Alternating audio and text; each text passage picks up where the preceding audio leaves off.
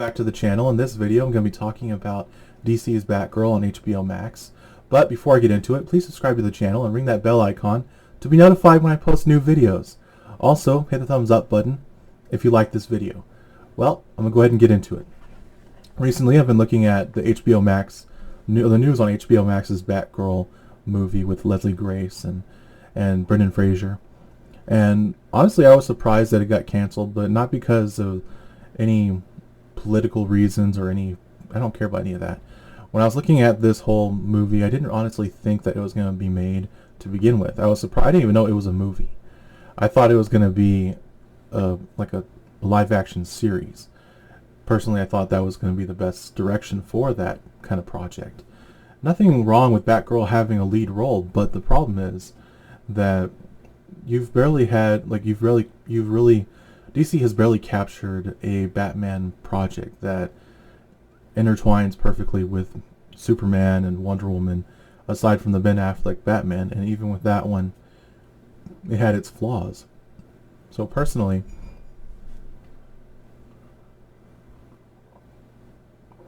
I was kind of surprised that they actually were going forward with a project like Batgirl. And I didn't really care that they casted someone who was Latina or Afro Hispanic or whatever. I don't really care about any of that.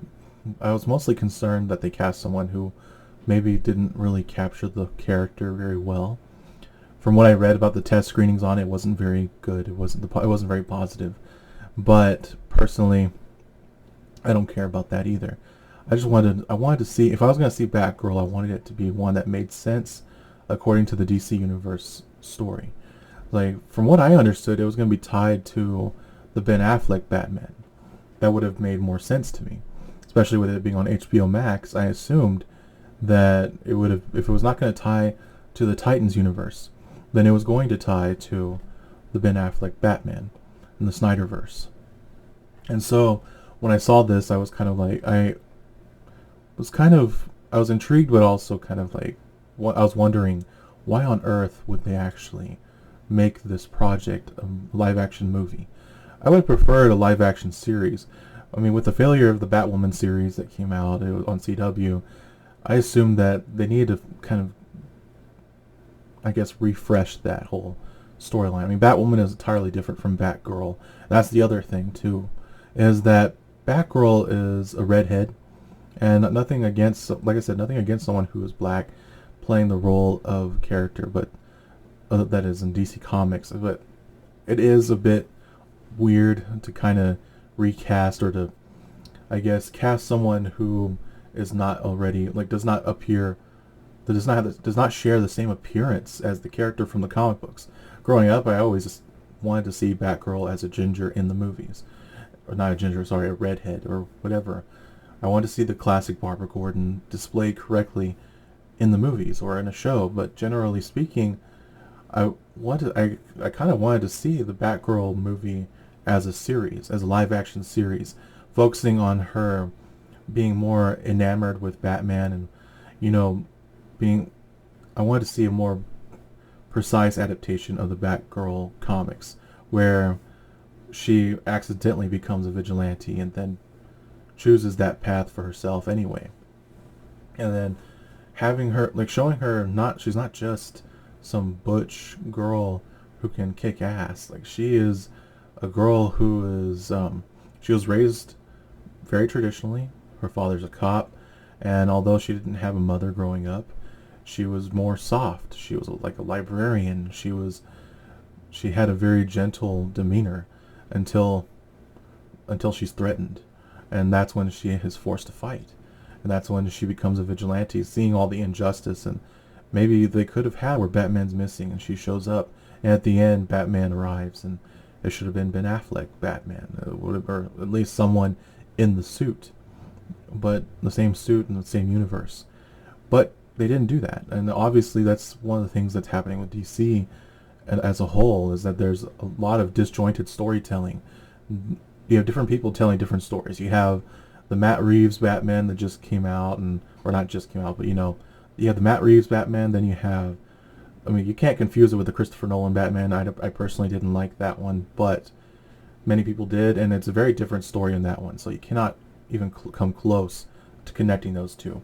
And the Michael Keaton Batman, he kind of already had his own Batgirl, and it was, I mean, it wasn't the same movie, like, it wasn't the same director, but it was within the same timeline. They had a Batgirl, and it was Alicia Silverstone. And honestly, although the suits weren't that good and the story was very cheesy in that movie, there's nothing wrong with it in terms of entertainment. And so whenever I see, pardon the noise in the background, someone is, I don't know who it is. Anyway, okay. Pardon all the noise that I had to, or pardon the edit, really. There was a ton of noise. Anyway, I'm going to go ahead and finish this. When I have to finish my thought on this. Basically, whenever I saw how they were going to portray the character, and they kind of intertwined it with the Michael Keaton Batman, I was kind of surprised that they did that, or they went that route, considering how far apart the timelines are with these characters.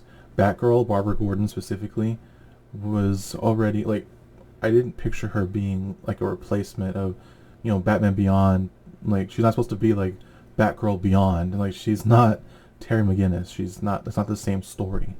So the character needed to be, if anything, like I said, needed to tie more closely to the Ben Affleck Batman.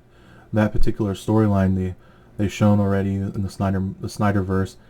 Dick Grayson Robin, or whatever Robin that they have, is already gone. So having a Batgirl wouldn't have been too far-fetched. And so looking at this, I'm thinking they should have just made a live-action series with Batgirl and had it be a traditional Barbara Gordon looking to become a vigilante, have it be a coming-of-age story in some form or fashion, choosing to be responsible for Gotham in Batman's absence, or maybe not even Batman's absence. Batman. The way they're going, Batman wouldn't be too far off. Anyway, Batman needed when you have Batman, you need to have the proper storyline attaching these two characters together as allies. And so seeing the way they portrayed this, or how this whole thing played out, and then the fact that they turned against the fans who were wanting to see this movie, or turned against the fan, not wanting to see the movie, the ones who dislike the movie. You shouldn't turn against your fandom when you're trying to promote a movie, or even when you feel bad about a movie being canceled. You shouldn't attack a certain group of people because they didn't like it, and you shouldn't attack the studio heads either. Honestly, if a movie gets canceled, that's it. That's it. You can feel bad about it, and that's fine. But to go after the studio and then also go after people, calling people racist or calling people sexist, homophobic, and all the ists and all that, it's like, it's not a productive way to do things in any movie or any studio or in any form of entertainment. The fact is, the movie was not going to be a huge success because they haven't really established the DC Universe as a whole. And nothing against the actors in the project. There's nothing. I think they could have pulled it off if it had a good story, if it had a good script, if it tied more closely to an established DC Universe. I think you need to establish a proper Batman that ties to a proper Superman and a proper Wonder Woman. They already have a good Wonder Woman and a good Superman, and Batman just needs a good story to really hinge on the whole universe being established. But before they do that, they very clearly need to make Man of Steel 2. And if they're not going to do this, then they need to reboot the whole thing, start over from scratch. And while I don't want to see Gal Gadot's Wonder Woman fade away, and I don't want to see Henry Cavill's Superman erased, the fact is, it may be the way they have to go, unless they go the Kingdom Come route, which, from what I've seen recently in the news, it looks like James Gunn, the new studio head, it seems to be going that direction. A Kingdom Come Superman would be interesting. I mean, granted, I don't think Henry Cavill's that old where he has to play a Kingdom Come version of Superman. But if they did go that route, it would establish this idea that Superman he doesn't age. And so the story would have Lois is no longer with him. She's gone. And Superman, I don't want to see him go dark. Again, I'm tired of a dark Superman. And anyway, I've clearly gone off on a tangent here, but with this whole DC thing and Batgirl and all that, I don't think that anyone should be, there shouldn't be a huge topic of discussion. Again, if people are going to only speak hate about the movie, when in reality it sucks on its own. Like, you don't need anyone hating on it. And the ones who were in the movie, they shouldn't be throwing hate or spite towards people who are fans of Batgirl in the comic books. The comic book character has a huge fandom, and to destroy that character's image and destroy the character's story, all to pursue some form of, I guess, some twisted version of a character to suit their benefits, all because they didn't want to pay for the royalties. Or if they're not going to pay for the royalties, then don't make the character. Don't produce a character, or don't try to establish a character or use a popular IP if you cannot afford to use to get the royalties, or you don't want to pay the royalties to the original artists. Artists develop these characters for a reason, and if you're not going to honor that story that was written for them, then don't produce it. Don't try to recreate a story that you don't want to actually recreate again. If you're not going to honor it, then don't do it. I mean, it's sad that people don't want to do that these days. They don't want to honor the original story. And I understand that you hire writers that potentially want to create their own version of a story. But you have to honor still the original. At least honor the heart behind it. Because you can't just eradicate the original story and then say, I don't know why people don't like it. I don't know why. Like, these people are all like homophobic, sexist, misogynist. Like, no, it's not misogyny. It's not any insult. None of these phrases matter. None of these phrases should be used towards anybody. Stop insulting people. Just stop. Just create movies. Make entertainment that matters. Entertainment that's fun, lighthearted, and just, that's it. Entertaining. Tell a good story. Establish a character that is fun to watch.